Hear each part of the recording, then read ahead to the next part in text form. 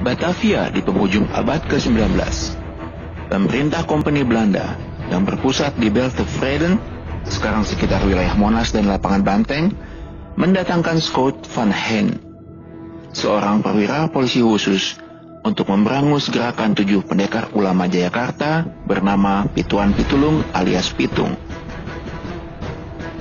Sejak dibaiat di pesantren Kiapang Kebon Pala, Tanah Abang, oleh Kiai Haji Naipin di tahun 1880, ketujuh pendekar sekaligus ulama Betawi itu malang melintang menolong rakyat pribumi dari kekejaman Belanda dan tuan tanah Cina tanpa bisa dihalangi. Penjajah Belanda kewalahan. Schout van Heine punya strategi. Selain mengerahkan pasukan Marsose yang terdiri dari orang-orang pribumi pengkhianat yang dibayar untuk bekerja demi kepentingan penjajah, dan juga mengerahkan polisi reguler dan juga para tukang pukul tuan tanah Cina yang biaya operasinya banyak yang berasal dari setoran para tuan tanah Cina di Batavia. Van Heine juga menggunakan perang yang tidak konvensional, yaitu memproduksi berita-berita penuh fitnah terhadap Pitung yang dimuat 2 koran ternama Batavia, yakni Hindia Olanda dan Lokomotif. Sosok Pitung yang merupakan para pendekar ulama yang sangat tawadu, zuhud, namun memiliki ilmu yang tinggi di dalam ilmu agama maupun dunia, termasuk ilmu main pukul, difitnah sebagai bajingan perampok, pemerkosa dan penjahat kriminal. Upaya Van Heine untuk mencitrakan Pitung sebagai gerakan kriminal menuai hasil. Warga Batavia dan Jayakarta pun berpandangannya pecah. Ada yang percaya dan termakan tipu daya Van Heine, namun ada pula yang tidak tertipu propaganda murahan itu. Jika dilihat latar belakang masing-masing kelompok, maka ada faktor-faktor yang menyebabkan mereka seperti itu. Pertama, kelompok yang termakan propaganda penjajah. Mereka adalah warga pribumi dan keturunan yang menurut terminologi Clifford Geertz sebagai abangan, yakni orang-orang yang jauh dari masjid dan hidupnya disibukkan dengan dunia saja. Bisa jadi mereka secara resmi beragama Islam, namun kesehariannya jauh dari masjid dan Al-Quran. Mereka bergaul dengan sesama mereka, setiap hari sibuk membaca berita dari koran-koran resmi Batavia, media massa mainstream yang didukung rezim penguasa, yang sebenarnya berisi racun dan penuh dengan tipu daya, serta propaganda busuk. Media-media massa yang didukung penguasa inilah yang sepenuhnya berfungsi sebagai corong propaganda untuk melanggengkan penjajahan yang tengah berlangsung dan menipu para pembacanya. Kedua, kelompok yang tidak percaya propaganda penjajah. Mereka ini adalah kaum yang dekat dengan langgar dan masjid, yang suka mendengarkan pengajian dan khutbah dari para ulama, ustadz, kiai, dan sebagainya. Sebab itu, mereka tidak pernah percaya propaganda dari kaum penjajah.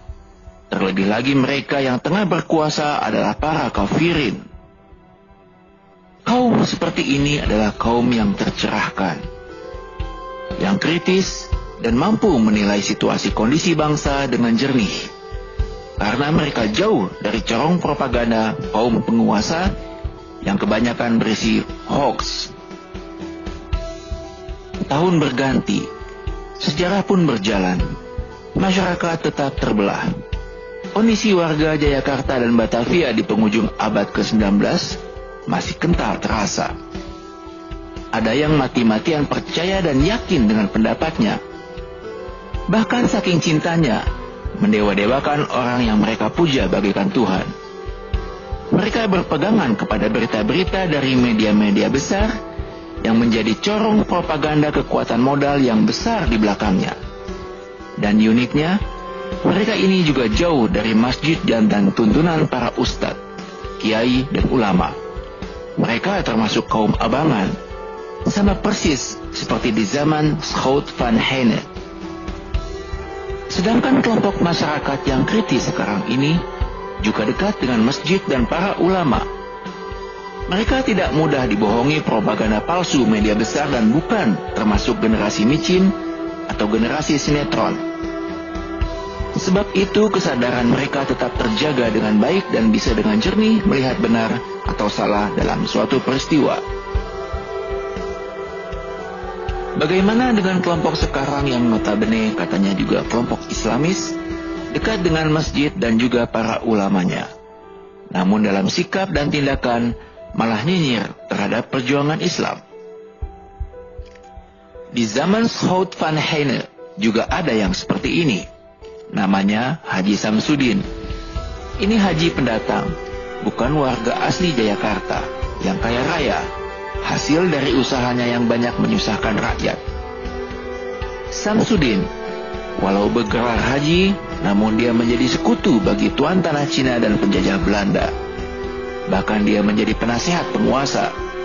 Haji Samsudin punya rumah besar di Marunda, punya usaha penyewaan kapal, punya peternakan berbagai macam hewan termasuk kuda, dan rumahnya selalu dijaga oleh tukang pukul yang digajinya. Suatu hari, ketujuh pendekar pitung yang menyamar sebagai rombongan Demang Bekasi mendatangi rumah Haji Samsudin. Dengan tipu muslihat, pitung berhasil memperdaya Haji Samsudin dan membawa semua harta bendanya, yang kemudian dibagikan oleh pitung kepada rakyat jelata yang ditemuinya di sepanjang jalan sampai habis. Harta benda Haji Samsudin berasal dari pemerasan yang dilakukannya terhadap rakyat kecil. Oleh pitung, harta itu dikembalikan kepada rakyat kecil lagi. Akhirnya Haji Samsudin sadar dan kemudian bergabung dengan gerakan pitung. Rumah Haji Samsudin tersebut sekarang ini kadung disebut sebagai rumah pitung di Marunda. Padahal itu bukan rumah ketujuh pendekar pitung. L'histoire se répète. Sejarah selalu berulang. Dan hari ini kita menyaksikan pengulangan sejarah. Kini ada yang disebut sebagai kelompok IQ 200 sekolah. Mereka terang-terangan memusuhi para ulama, ustadz, dan perjuangan umat Islam. Sama seperti kelompoknya Schout van Heine. Dan uniknya, Habib Rizik, tokoh sentral yang mereka musuhi, ternyata juga keturunan keluarga besar pitung. Sejarah terus berulang dengan nama yang beda, namun polanya sama.